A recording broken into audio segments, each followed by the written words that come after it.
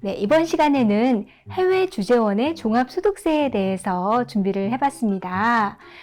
해외 주재원으로 계신 분들, 내가 과연 종합소득세를 신고를 해야 되는 대상인지 질문 많이 하시는데요. 오늘 한번 알아보도록 하겠습니다.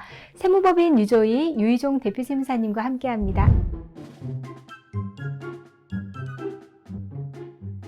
안녕하세요. 안녕하세요. 네, 대표님, 이런 질문이 상당히 많습니다. 해외 주재원들 종합소득세 신고를 해야 되는지, 네. 해외에서 신고한 것으로 끝나면 안 되는지 질문을 하는데 네. 어떤 부분들을 유의 깊게 봐야 될까요? 예, 일단은 오늘 이 강의는 해외 주재원을 기준으로 거기에 국한돼서만 말씀드린다는 걸 말씀드리고요. 일단 법을 먼저 설명을 해드리는 게 우선일 것 같아요. 법에서는 이제 출자 지분의 100%를 직간접으로 네. 가지고 있는 현지 법인에 파견 나간 임직원에 대해서는 국내 거주자로 보기 때문에 그분에 대해서는 다시 국내에서 해외에서 신고한 부분을 합산해 가지고 신고하도록 돼 있습니다. 아, 네. 다만 그러면은 100%가 안 되는 사람은 어떻게 해야 되느냐가 지금 조금 논란의 여지가 있을 것 같아요. 저희가 이제 거주자, 비거주자는 저희가 여기에서 그냥 이 사람은 거주자입니다, 비거주자입니다, 이 사람은 이렇게 나눌 수 있는 성향은 아니고요. 네. 신고를 하게 됐었을 때 본인이 어떤 거주자일 때와 비거주자일 때 신분의 차이가 어떤 건지를 좀 얘기를 하면 네.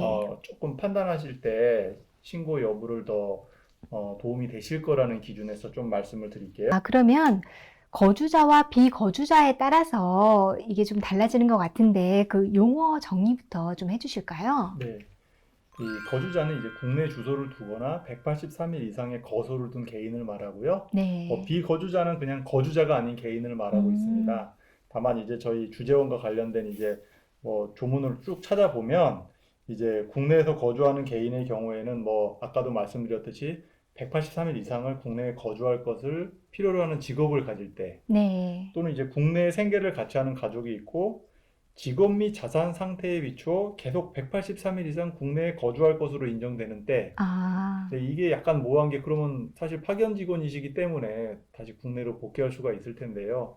그럼 그때 이제 신분 자체가 이제 거주자, 비거주자를 나누기가 조금 애매한 부분이 있을 수가 있어요. 네. 다만 이제 저희들이 이제 거주자라고 본다고 할 때와 비거주자라고 봤었을 때, 그때 무슨 차이가 있는지를 좀 안다면 네. 도움이 많이 될 것 같아요. 네. 그래서 그거를 지금 하나씩 구분을 해드릴게요. 네. 일단 거주자 같은 경우에는 이 무제한 납세 의무라고 해서 세법에서는 이제 전 세계 모든 소득을 이제 신고 납부를 해야 됩니다. 그리고 또 이제 아시다시피 이제 종합소득세 신고 기간인 5월 1일부터 5월 31일까지 신고를 하셔야 되고요. 네. 다만 이제 비거주자라고 해당이 된다고 하면 국내 원천 소득, 또 국내에서 열거된 소득이 있는데 거기에 대해서만 신고하는데, 이제 해외 파견 나가신 분이 국외에서만 급여를 받는다 그러면 사실 국내에는 이제 원천 소득이 없기 때문에 국외에서 신고 납부하는 걸로 이제 비거주자라고 보면 끝나는 것이고요. 네. 그럼 저희가 이제 이렇게 쭉 보니까 이제 그러면 거주자로 신고했었을 때 어떤 비거주와 차이가 있는지를 하나씩 따져보면, 첫 번째는 외국 납부세 공제를 적용을 하게 돼 있어요. 예. 나라별로 이제 조세 조약이 체결돼 있기 때문에 네. 이중과세를 방지하는 거거든요. 아마 해외에서 파견하시는 분들이 이제 조금 걱정하는 부분은, 제가 볼 때는 그럼 해외에서도 세금 내고 또 다시 국내에서도 세금 내는 거 아니냐, 이걸 걱정하실 것 같은데요. 네네. 그게 아니고 해외에서 낸 세금은 국내에서 그만큼을 빼주게 돼 있습니다. 물론 적용하는 한도가 있으니까 조금 그건 계산해 봐야 되겠지만요.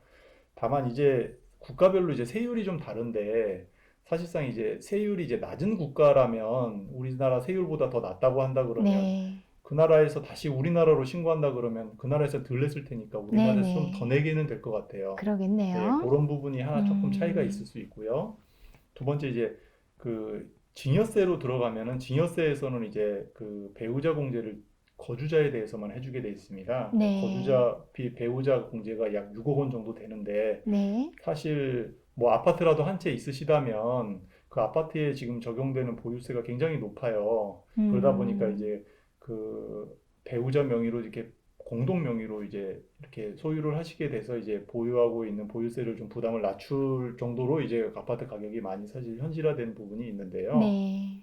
그러면 그때 증여를 한다고 가정을 한다고 하면 비거주자는 그 6억을 공제받을 수가 없고요. 아, 거주자에 대해서만 공제하게 돼 있습니다. 네네. 그다음에 두 번째는 이제 양도소득세인데요.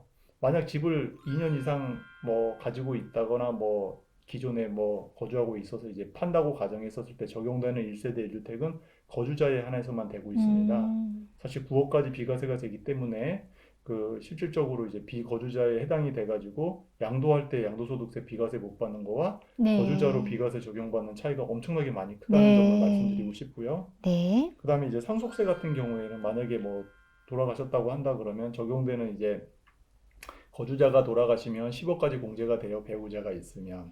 네. 그렇지만 비거주자 같은 경우에는 기본 공제 2억 원밖에 안 되기 때문에 그거에 대한 상속세 부담세도 좀 차이가 많이 날 수밖에 없다. 아, 예, 이런 부분을 또 말씀드리고요. 또 이건 또 세금과 관련 없지만 이제 건강보험료 또한 이제 거주자에 대해서만 적용 혜택이 되니까 네. 그러다 보니까 이제 거주자일 경우에는 비거주자와는 달리 요런 혜택이 있을 수 있다는 부분을 아, 말씀을 드리고요. 떡새 TV 떡소리 나는 세금 이야기. 사실 그 만약에 국내에 뭐 오셔가지고 나중에 자산을 취득한다고 한다 그러면 네. 그 만약에 해외에서만 뭐 신고가 이루어졌다고 한다 그러면은 국내에다가 신고한 적이 없잖아요, 소득을. 그렇죠. 근데 제가 무슨 뭘 자산을 취득할 때 뭐 무슨 돈으로 난 확인이 전혀 안 되기 때문에 예. 뭐 부득이하게 제가 자산을 취득했었을 때 그게 조사 대상으로 선정될 수도 있고요. 왜냐하면 자금 음, 출처가 없는 사람이 자산을 샀으니까. 예, 그래서 이제 다시 국내에서 뭐 신고를 하면 저희가 네. 봤었을 때는 이제 그러한 자금 출처에 대한 금원도 확인이 가능하다. 이렇게 말씀을 아, 드리고요. 네. 또 최근에는 이제 사실 2주택 이상 분이나 이제 뭐 음, 본인이 살고 집이 만약 고가주택이라고 한다 그러면 뭐 본인 나가 있으니까 월세나 뭐 전세 이렇게 주셨겠죠. 이제 뭐 월세를 주었다 그러면 그 부분에 대해서는 또 사업자 등록을 내고 신고를 하셔야 돼요. 네. 세법이 또 다주택자 같은 경우에도 이제 그 2주택자, 3주택자 요건이 해당이 되면 또 사업자 등록을 내셔야 되고요. 네네. 근데 사업자 등록증까지 갖고 있다고 하면 사실상 이게 내 비거주자라고 보기가 되게 어렵거든요. 음, 국내에서. 네네. 따라서 그런 분들은 이제 거주자로 볼 수가 있을 것 같은데요. 네. 다만 이제 저희가 막연하게 국내 신고하면은 세금이 더 많이 나오겠지. 그거는 사실상 이제 고세율 국가에서 또 일하시다가 국내에서 음, 합산하다 보면은 또 납부할세액이 없으신 경우도 굉장히 많이 계세요. 따라서 네. 막연히 그런 거보다는 저희가 봤었을 때는 그 국내에 있는 소득이 있으신 부분이 있다거나 아니면 구개분에 대해서 국내에서 신고한 거를 뭐 실질적으로 미리 한번 계산을 해보셔서 네. 그런 뭐 실익이 충분히 있다고 판단이 되신다면 저희는 뭐 거주자로 신고하는 걸 추천을 해드리고 있습니다. 아, 그렇군요. 그러면 지금까지 우리 해외 주재원분들 거주자로서 그 판단을 할 수 있는 그 기준에 대해서 말씀을 해주셨고, 또 이렇게 종합소득세 신고를 국내에서 했을 때 여러 가지 혜택이 있다는 말씀도 정리를 해주셨어요. 네네. 그럼 제가 조금 궁금한 점이 있는데, 이렇게 국외에서 소득이 발생을 했는데 국내에서 종합소득세 신고를 하지 않았어요. 그런데 이게 그 언제까지 네. 따로 국세청에서 연락이 안 오면 안심을 하면 될까요? 예. 일단은 저기 부가 제적 기간이라는 게 다 있어요. 뭐 부가를 할 수 있는 거 뭐 한도 끝도 없이 만들어 놓은 건 아니고 그 부과할 수 있는 기간이 이제 5년과 7년 두 가지의 경우가 적용될 텐데요. 만약에 국외에서만 돈을 받는다고 그러면 사실 국내에서 신고를 할 수가 없겠죠. 네, 안 했을 테니까. 그러면 이제 국외에 받은 분은 국내에서 무신고를 했기 때문에 거주자라고 나중에 판별이 되시면 네. 7년 동안 아, 예, 그 지급받는 뭐 달에 뭐 5월 말로부터 음, 이제 7년 동안 이제 부과를 할 수가 있고요. 네. 만약에 국내에서 받고 국외에서 받고 했다 그러면 아마 국내분에 대해서는 신고하고 국외분은 각자 신고했을 거예요. 근데 그랬겠죠. 이제 그러면 이제 이분은 국내 신고를 한 거지만 덜 신고한 게 된 거거든요. 그렇죠. 예, 그럼 나중에는 이제 이 부분이 거주자다 그러면 이제 국외에서 받은 분을 합산해 가지고 신고한 차이가 날 텐데요. 네. 그거는 이제 신고를 했기 때문에 과도신고로 봐서 5년 동안 아, 부과할 5년 수 있습니다. 네. 동안. 네. 그 기간이 지나면 일단 좀 안심을 해도 되는 건가요? 그 기간이 지나면 이제 과세는 할 수가 없습니다. 네. 어쨌든 이게 이제 거주자로 판정을 하는 그 기준이 있는데 가급적 하시는 게 사실 유리한 부분들이 또 많이 있으시네요. 영상 보시고 더 궁금한 사항들 많이 있으실 거예요. 세무법인 류조이 전화번호 밑에 나가고 있는데요. 연락 주시면 자세히 또 상담을 해드리도록 하겠습니다. 오늘 해외주재원의 소득세 편 준비도 많이 해주셔서 아주 유익하게 잘 배워봤습니다. 감사합니다. 네.